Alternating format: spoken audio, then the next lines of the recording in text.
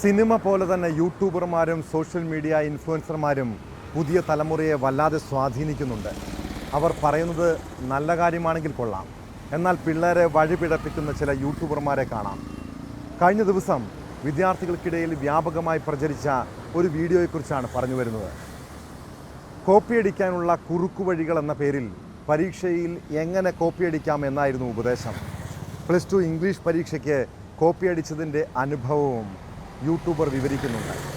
സംഭവം ശ്രദ്ധയിൽപ്പെട്ടതോടെ അധ്യാപകർ തന്നെ വിദ്യാഭ്യാസ വകുപ്പിനെ വിവരമറിയിച്ചു. യൂട്യൂബിലൂടെ കോപ്പിയടിക്കാൻ ആഹ്വാനം നൽകിയ സംഭവത്തിൽ പൊതുവിദ്യാഭ്യാസ ഡയറക്ടർ പോലീസ് മേധാവിക്ക് പരാതി നൽകിയിട്ടുണ്ട്. പണി കിട്ടുമെന്ന് മനസ്സിലായതോടെ യൂട്യൂബർ വീഡിയോ ഡിലീറ്റാക്കിയെങ്കിലും പോലീസ് പിന്നാലെ ഉണ്ട് കേട്ടോ. ഈ യൂട്യൂബർമാരെ പോലെ കോപ്പിയടിച്ച് പരീക്ഷ ജയിച്ചാൽ ഭാവിയിൽ ഗൈസ് എന്നും മച്ചാന്മാരെന്നും പറഞ്ഞ് അലഞ്ഞു തിരിഞ്ഞ് നടക്കേണ്ടി വരും. നന്നായി പഠിച്ച് പരീക്ഷയിൽ വിജയിച്ചാൽ നല്ലൊരു ഭാവി ഉണ്ടെന്ന് ഓർത്തോളൂ.